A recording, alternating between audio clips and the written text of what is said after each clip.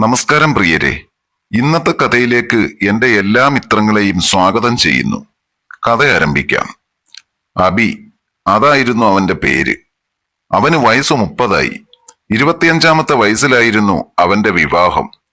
പെരുമ്പാവൂരിലുള്ള plywood ഫാക്ടറിയിൽ assistant മാനേജരായി അവൻ ജോലി നോക്കുന്നു. അവന്റെ ഭാര്യ നീന, കാണാൻ അതിസുന്ദരിയായ ഒരു പെൺകുട്ടി. അവളുടെ അരയന്നം നടക്കുന്നത് പോലെയുള്ള ആ നടത്തവും ആ ഭാവവും ആര് കണ്ടാലും ഒന്ന് നോക്കി നിന്നു പോകും. കുട്ടികൾ കുറച്ചു കഴിഞ്ഞു മതിയെന്നാണ് രണ്ടുപേരും തീരുമാനിച്ചിരിക്കുന്നത്. അബിയുടെ വീട് എറണാകുളത്താണെങ്കിലും നീനയുടെ വീട് കൊല്ലത്തായിരുന്നു.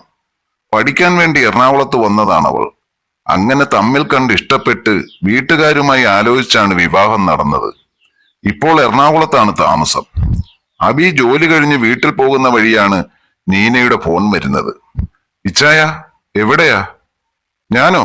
ഞാൻ വീട്ടിലേക്ക് വരുന്ന വഴിയാണ് നീന, അബി പറഞ്ഞു. പുറത്തൊക്കെ പോയൊന്ന് കറങ്ങാൻ വേണ്ടിയാണ് നീന വിളിച്ചത്. ഞാൻ ഉടനെ എത്തും, അബി പറഞ്ഞു. എങ്കിലും അവന്റെ മനസ്സ് ആകെ കലുഷിതമായിരുന്നു. കാരണം ഒരു 3-4 മാസം മുമ്പ് നടന്ന ഒരു സംഭവമാണത്. വഴക്കടിക്കുന്ന കാര്യത്തിൽ രണ്ടുപേരും പിള്ളാരേക്കാൾ കഷ്ടമാണ്. പക്ഷെ ഒരു കാര്യമുണ്ട്, എത്ര വഴക്കിട്ടാലും അന്ന് തന്നെ അത് പറഞ്ഞ് രണ്ടുപേരും രമ്യതയിലാകും. പക്ഷെ ഒരു ദിവസം ജോലി കഴിഞ്ഞ് വന്ന അബി കണ്ടത് വീട് ലോക്ക് ചെയ്തിരിക്കുന്നതാണ്. ഇതിനിടയിൽ ഒരു കാര്യം പറയാൻ മറന്നുപോയി. നീന ഒരു സ്കൂൾ ടീച്ചറാണ്. ടൗണിലുള്ള ഒരു LP സ്കൂളിലാണ് നീന വർക്ക് ചെയ്യുന്നത്. സാധാരണ അവൾ അങ്ങനെ സ്കൂളിൽ നിന്ന് വരാൻ ലേറ്റ് ആവാറില്ല. ഇനി ഒരുപക്ഷെ ലേറ്റ് ആവുകയാണെങ്കിൽ ഒന്നെങ്കിൽ മൊബൈലിൽ മെസ്സേജ് വിടുകയോ അല്ലെങ്കിൽ വിളിച്ചു പറയുകയോ ചെയ്യും. പക്ഷെ അന്നത്തെ ദിവസം മെസ്സേജും കണ്ടില്ല, വിളിച്ചും പറഞ്ഞില്ല. അവന് ചെറുതായിട്ട് നീരസം തോന്നി. അവൻ ഡ്യൂപ്ലിക്കേറ്റ് താക്കോല് കൊണ്ട് കതക് തുറന്ന് അകത്ത് കയറി. കുളിച്ച് ഫ്രഷായി വന്ന് അടുക്കളയിൽ പോയി ഒരു കട്ടനും ഇട്ടുകൊണ്ടുവന്ന് ഹാളിലെ സെറ്റിയിലിരുന്നു. അപ്പോഴും നീനയെ കണ്ടില്ല. അവളെ മൊബൈൽ വിളിച്ചപ്പോൾ മൊബൈലും സ്വിച്ച് ഓഫ്. ഷെടാ, ഇതെന്തു പറ്റി? അവനാകെ ടെൻഷനായി. അപ്പോഴാണ് മേശപ്പുറത്ത് ഒരു പേപ്പർ മടക്കി വെച്ചേക്കുന്നത് അവന്റെ ശ്രദ്ധയിൽപ്പെട്ടത്. അവൻ അതെടുത്തു നോക്കി. ഞാൻ പോവുക, ഞാൻ എന്റെ വീട്ടിലേക്ക് പോകുന്നു. ഇതായിരുന്നു ആ പേപ്പറിൽ എഴുതിയിരുന്നത്. അവൻ പിന്നെ ഒന്നും ആലോചിച്ചില്ല. പെട്ടെന്ന് തന്നെ അമ്മായിയമ്മയെ വിളിച്ചു. ഹലോ അമ്മേ, നീന എവിടെ വന്നോ? ആ, വന്നു മോനെ. അവള് വന്നു കയറിയപ്പോൾ തന്നെ അവൾക്ക് ഭയങ്കര തലവേദനയാണെന്നും പറഞ്ഞ് മുറിയിൽ കയറി കതകടച്ചു. ഞാൻ അവളെ വിളിച്ചിട്ടും ഇതേവരെ അവൾ കതക് തുറന്നില്ല. എന്താ എന്താ അവിടെ പ്രശ്നം വല്ലതും ഉണ്ടോ? അമ്മ ചോദിച്ചു. ഇവിടെന്ത് പ്രശ്നം? അവൾ എപ്പോഴാ വന്നത്? അതൊരു 4-4:30 ആയി കാണും. അവള് നിന്നോട് പറഞ്ഞിട്ടല്ലേ വന്നത്? നിങ്ങൾ തമ്മിൽ വല്ല സൗന്ദര്യപ്പണക്കവും ഉണ്ടായോ?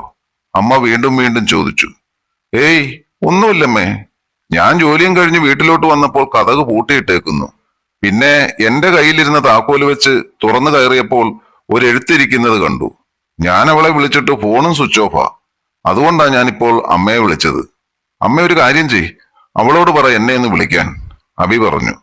ആ ശരി മോനെ, ഞാൻ പറയാം. നീനെ അവിടെ ഉണ്ടെന്നറിഞ്ഞതിൽ അവന് ആശ്വാസമായി.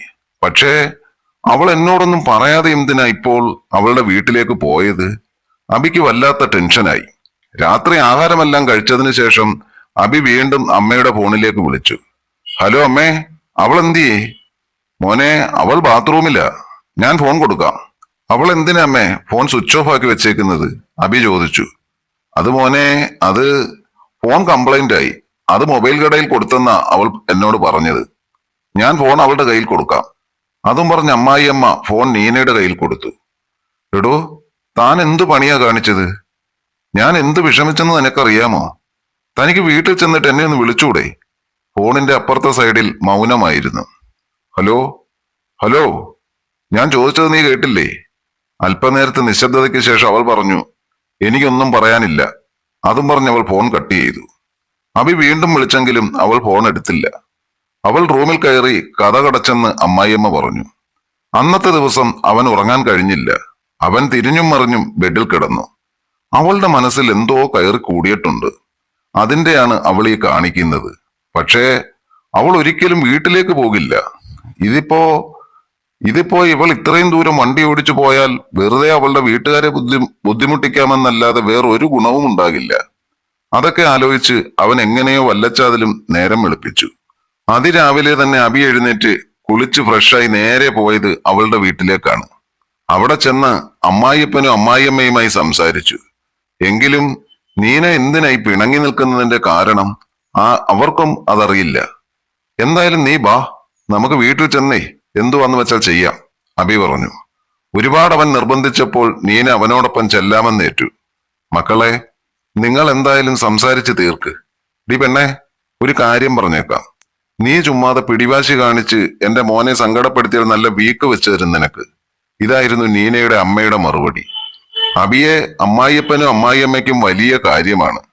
തങ്ങളുടെ മകൾക്ക് കിട്ടിയ ഏറ്റവും വലിയ ഭാഗ്യമാണ് അബിയെ കിട്ടിയതെന്നാണ് അവർ പറയുന്നത്. കൊല്ലത്ത് നിന്ന് നീനയും കൊണ്ട് അബി എറണാകുളത്തേക്ക് പോവുകയാണ്. എന്റെ പൊന്നുമോളെ, നീ നിന്റെ തിരുവാ തുറന്ന് എന്തെങ്കിലും ഒന്ന് മൊഴി, എന്നാലല്ലേ എനിക്ക് എന്താണെന്ന് മനസ്സിലാകൂ, അബി പറഞ്ഞു. പ്രശ്നം എന്താണെന്നറിഞ്ഞാൽ നീ പരിഹാരം കാണും ഇല്ലേ, നീന ചോദിച്ചു. പിന്നെ എന്താണെന്ന് വെച്ചാൽ പറഞ്ഞീ. ഇത്രയും കാലത്തിനിടയ്ക്ക് അബി എന്നോട് എന്തെങ്കിലും മറച്ചു വെച്ചിട്ടുണ്ടോ, നീന ചോദിച്ചു. നിന്നോട് ഞാനെന്ത് മറയ്ക്കാൻ? ഒന്നുമില്ലേ? നീ ഒന്ന് ഓർത്തു നോക്കിയേ. ഏയ് ഇല്ലടോ, എന്റെ ഓർമ്മയിലൊന്നുമില്ല, അബി പറഞ്ഞു. ഇല്ലേ? ഒന്നുമില്ലേ? എങ്കിലിനി എനിക്കൊന്നും നിന്നോട് പറയാനില്ല. നീന, നീ ഇങ്ങനെ അവിടെ ഇവിടെയും തൊടാതെ പറഞ്ഞാൽ ഞാൻ എന്ത് ചെയ്യും? നിന്റെ മനസ്സിൽ എന്താണെന്ന് വെച്ചാൽ നീ തുറന്നു പറ. ഞാനില്ല പൊട്ടൻ ആട്ടം കാണുന്നത് പോലെ ഇരിക്കുക. അബി, നമ്മൾ ഇതേവരെ എന്തെങ്കിലുമൊക്കെ വഴക്കുണ്ടാക്കിയതുപോലെ ആകില്ല ഈ പ്രശ്നം. ഈ പ്രശ്നം ശകലം സീരിയസാ. അത് കേട്ടപ്പോൾ അവന് ദേഷ്യം വന്നു. അവനാണെങ്കിൽ ആക്സിലേറ്ററിൽ കാലാഞ്ഞു ചവിട്ടി. വണ്ടി ചീറിപ്പാഞ്ഞു. നീ എന്തോ എന്നെ കൊല്ലാനാണോ വീട്ടിൽ നിന്ന് വിളിച്ചിറക്കൊണ്ട് വന്നത്? നീന വണ്ടിയുടെ സ്പീഡ് കണ്ട് ചോദിച്ചു. അത് കേട്ടപ്പോൾ അവൻ വണ്ടിയുടെ സ്പീഡ് ഒന്നും കൂടി കൂട്ടി. അബി, മര്യാദക്ക് ഞാൻ പറയുക, ഞാൻ വണ്ടിയിൽ നിന്ന് ചാടും, അല്ലെങ്കിൽ നീ മര്യാദക്ക് വണ്ടി ഓടിയില്ലേ. വാശിപ്പുറത്തിരിക്കുന്ന അവൾ അതും ചെയ്യും, അതിനപ്പുറവും ചിലപ്പോൾ ചെയ്യും. അബി ആക്സിലേറ്ററിൽ നിന്നും കാൽ പിൻവലിച്ചു. രണ്ടുപേരും ഒന്നും മിണ്ടാതെ അങ്ങനെ എറണാകുളത്തെത്തി. കതക് തുറന്നകത്ത് കയറിയ നീനയെ അബി കയ്യിൽ പിടിച്ചു നിർത്തി. നീന, നീ കളിക്കാതെ കാര്യം പറ, ഒരുമാതിരി മനുഷ്യനെ വിഡ്ഢിയാക്കാതെ. നീയല്ലേ പറയേണ്ടത്, നീന പൊട്ടിത്തെറിച്ചു. ഞാനോ? ഞാനെന്തു പറയാൻ, അബി ചോദിച്ചു. എങ്കിൽ വേണ്ട, ഞാൻ തന്നെ പറയാം.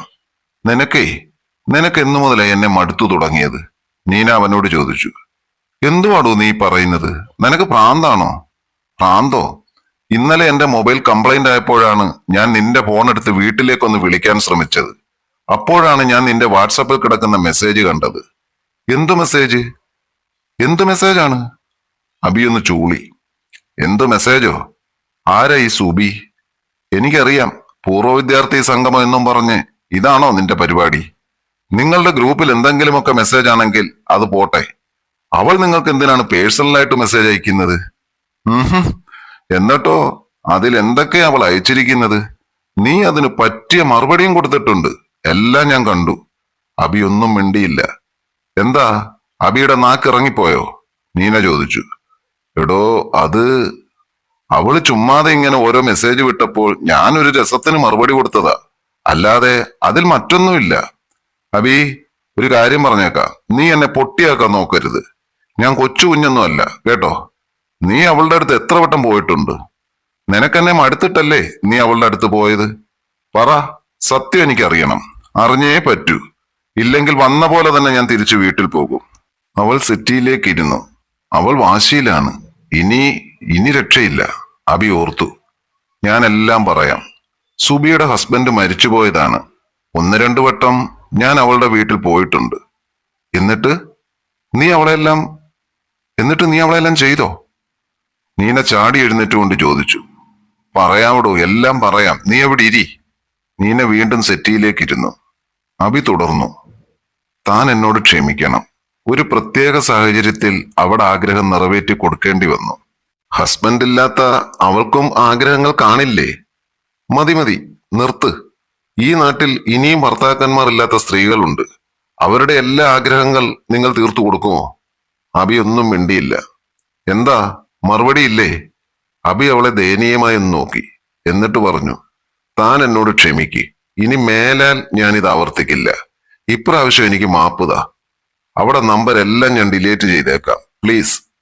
ഉറപ്പാണോ? ഉറപ്പ്, 100% ഉറപ്പ്. എന്നാൽ ഫോൺ എടുത്ത് ഡിലീറ്റ് ചെയ്യ്, ഞാൻ കാണട്ടെ. അബി ഫോൺ എടുത്ത് സുബിയുടെ നമ്പർ ഡിലീറ്റ് ചെയ്തു. അവൻ ഗ്രൂപ്പിൽ നിന്നും ലെഫ്റ്റായി. നീനയ്ക്ക് സന്തോഷമായി. ഇനി ഇങ്ങനെ വല്ലതും ഉണ്ടായാൽ ഞാൻ നേരെ വീട്ടിലേക്ക് പോകും. പിന്നെ നീ എന്നെ നോക്കണ്ട. അബി ചിരിച്ചു. അവളും അബിയെ നോക്കി ചിരിച്ചു. എന്നിട്ട് അവന്റെ തോളിൽ കൂടി കൈയിട്ട് സെറ്റിയിലേക്ക് വലിച്ചിട്ടു.